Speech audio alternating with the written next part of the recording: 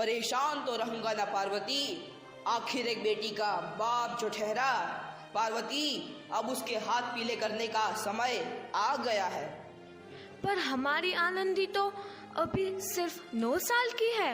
अभी तो उसके पढ़ने, लिखने और खेलने कूदने के दिन हैं। देख पार्वती, लड़कियां पराया धन होती है और जितना जल्दी इन्हें घर से विदा कर दे उतना अच्छा है। कल से आनंदी की पढ़ाई लिखाई बंद। पर बापू, इसमें मेरी क्या गलती है?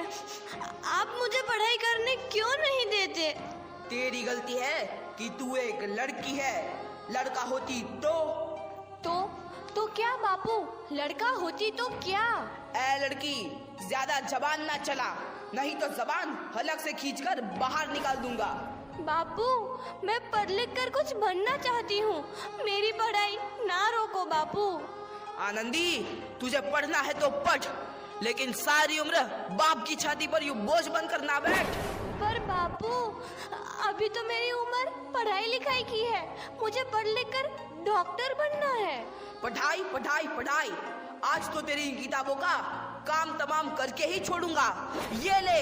नहीं बापू, मत फाड़ो बापू। छोरी। नहीं बापू, नहीं। बापू, ये तुमने क्या किया? तुमने मेरी इन किताबों को ही नहीं फाड़ा बापू, मेरी किस्मत फाड़ दी, मेरी किस्मत। ये कॉपी किताबें ना सिर्फ छोरों के हाथ में अच्छी लगती है, लड़कियों के हाथ में तो सिर्फ मेहंदी अच्छी लगती है, मेहंदी। पर बापू, मैं लड़की हूँ तो क्या हुआ? लड़का और लड़की तो हमारी दोनों आंखों के समान होते हैं। चुप कर आनंदी, और यह एहसान मान कि अब तक जिंदा है तू। कहीं बचपन में गला दबा कर मार दिया होता तो यह तेरी बकबक नहीं सुननी पड़ती आज। पर बापू, मुझे चूल्हा जलाना अच्छा ना लगे है। देख छोरी, जितना जल्दी हो तू चूल्हा जलाना सीख ले, उतना ही अच्छा है तेरे लिए। और हाँ, तेरा ब्याह तो होगा, वो भी कल के कल। अबला जीवन है तुम्हारी यही कहानी। आंचल में है दूध और आंखों में है पानी। मुझे माफ कर दे बेटी, तेरे बापू के जिद के आगे मेरी एक न चलेगी। माफ कर दे बेटी, मुझे माफ कर दे। इस प्रकार मात्र 9 वर्ष की छोटी उम्र में आनंदी का विवाह गोपाल राव जोशी से हो गया। बाल विवाह एक सामाजिक कुरीति है और इस कुप्रथा का शिकार होना पड़ा आनंदी को। 5 वर्ष बाद आनंदी 14 साल की हो गई है। उसके घर एक शिशु ने जन्म लिया है। देखते हैं आगे क्या हो। देखिए ना, इसे क्या हो गया है? इसका माथा तो अंगार की तरह तप रहा है। इसे तो बहुत तेज बुखार है। आप बिना कुछ भी बोलते हैं, दीजिए मुझे। माधव, जल्दी से वैद्य जी को बुला के लाओ। जी, अभी बुला के लाता हूँ। ये तुम क्या कर रही हो आनंदी? भगवान की विभूति लगा रही हूँ। बस करो आनंदी, ये सब अंधविश्वास है। अरे आप यकीन तो कीजिए, भगवान की कृपा से इसका माथा ठंडा हो रहा है और बुखार भी उतर गया है ना बाबू? देखिए, दीजिए मुझे। उठो बाबू, आंखें खोलो, तुम्हें तुम्हारी माँ बुला रही है। आंखें खोलो, देखिए ना इसे क्या हो गया है। आंखें भी नहीं खोल रहा। आंखें खोलो बेटा। आप चुप क्यों है? आंखें खोलो बेटा, आंखें खोलो। आनंदी, हमारा बेटा कभी आंखें नहीं खोलेगा। नहीं, ऐसा नहीं हो सकता। मेरे बेटे को मुझसे कोई नहीं छीन सकता, कोई नहीं छीन सकता। पागल मत बनो आनंदी। माधव,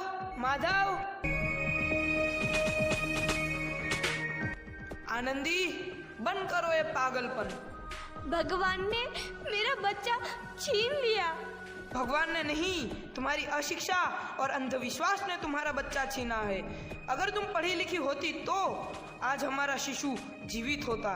तुम अनपढ़ थे आनंदी, अनपढ़। नहीं, अब मैं अनपढ़ नहीं रहूंगी। नहीं रहूंगी मैं अनपढ़। मैं पढ़ूंगी ताकि कल किसी और आनंदी को इलाज के अभाव में अपना बच्चा ना खोना पड़े। शाबाश आनंदी, और यही तुम्हारे अपराध के लिए प्रायश्चित भी है।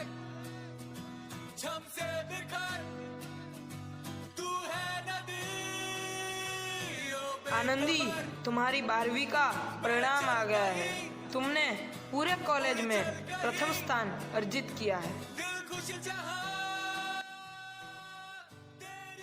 आनंदी, तुम्हारी मेहनत रंग लाई है। तुम्हें शिक्षा वृत्ति मिली है। ये लो तुम्हारे अमेरिका जाने की टिकट। मुझे शिक्षा वृत्ति मिल गई? मैं अमेरिका जा रही हूँ? पर ये सब मैं अकेले कैसे कर पाऊंगी? आनंदी, अपने आप को इतना कमजोर क्यों समझ रही हो? फिर इतना पढ़ने लिखने का क्या फायदा? तुम अभी गवार की गवार नहीं हूँ मैं अब गवार।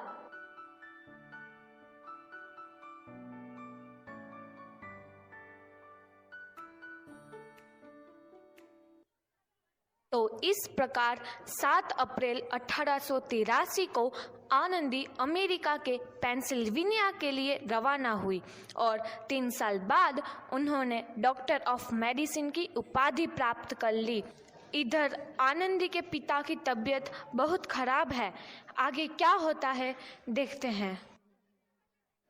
लगता है अब मेरे जाने का समय आ चुका है। अब मैं नहीं बचूंगा। ऐसा मत बोलो। शहर के सिटी हॉस्पिटल में अमेरिका से डिग्री लेकर कोई बड़ा डॉक्टर आया है। एक बार वहाँ चलकर दिखा लेते हैं। हाँ, सही बोला भैया।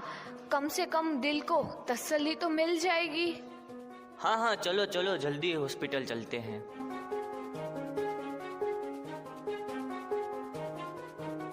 इस मरीज की हालत तो बहुत ही खराब है। कोई चमत्कार ही इसे बचा सकता है। ऐसा मत बोलो भाई। डॉक्टर साहब कब तक आ जाएंगे? लो आ गई डॉक्टर मैडम। डॉक्टर मैडम जल्दी देखिए, मरीज की हालत बहुत ही खराब है।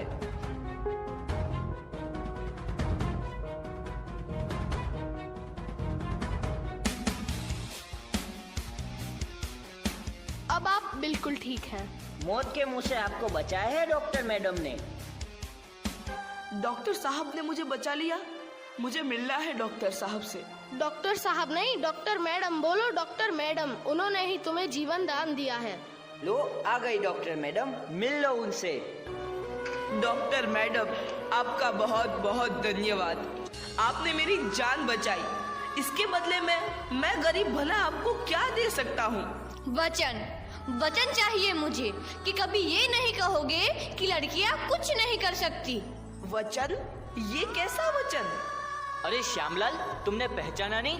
तुम्हारी बेटी आनंदी। आनंदी? मेरी बेटी आनंदी? डॉक्टर? हाँ बापू, वही आनंदी जिसके लिए बचपन में तूने चूल्हा और दूल्हा के अलावा कुछ नहीं सोचा था। आनंदी, आनंदी मेरी बेटी, मुझे माफ कर दे। मैं तेरा गुनहगार हूँ बेटी। नहीं नहीं बापू, वही आनंदी जिसके हाथ पीले करके तुम उसकी सारी जिंदगी काला कर देना चाहते थे। माफ कर दे मुझे मेरी बच्ची, माफ कर दे। मैं तेरा अपराधी हूँ मेरी बच्ची, माफ कर दे। नहीं बापू, मैंने तो तेरा एहसान चुकाया है। याद है ना अपना एहसान जो बचपन में तुमने मुझ पर किया था? ताने सुना सुना कर जीते जी मार डाला था मुझको। अब बोल, और किस किस को मारेगा? आनंदी बेटी, मुझे माफ कर दे मेरी बच्ची। मैं तेरा गुनहगार हूँ। बापू, आपने ही तो बोला था किताबें सिर्फ बेटों के हाथ में अच्छी लगती है, बेटियों के हाथ में तो सिर्फ मेहंदी।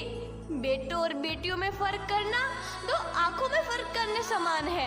एक का पढ़ना और दूसरे का ना पढ़ना सामाजिक अंधकार है बापू, सामाजिक अंधकार। उपकार मांगता हूँ मैं तुझ जैसी बेटी का, जिसने सारी उम्र मुझसे कुछ ना मांगा। मांगा तो सिर्फ बराबरी का दर्जा, वरना सच तो यह है कि मैं तेरी माफी के लायक भी ना हूँ। मुझ जैसा बाप तेरी बराबरी कर सके उसके मैं लायक भी ना हूँ मेरी बेटी, मैं लायक भी ना हूँ। अपने बापू को क्या माफ नहीं करोगी आनंदी? माफ कर दो आनंदी, माफ कर दो। सुबह का भूला यदि शाम को घर लौट आए तो उसे भूला नहीं कहते। बापू। तो इस प्रकार आनंदीबाई जोशी ने अपनी मेहनत और अटूट इरादे से न केवल भारत की पहली महिला डॉक्टर बनी, बल्कि आगे चल के उन लड़कियों के लिए सुनहरा रास्ता दिखा गई जो जीवन में कुछ करना चाहती थी।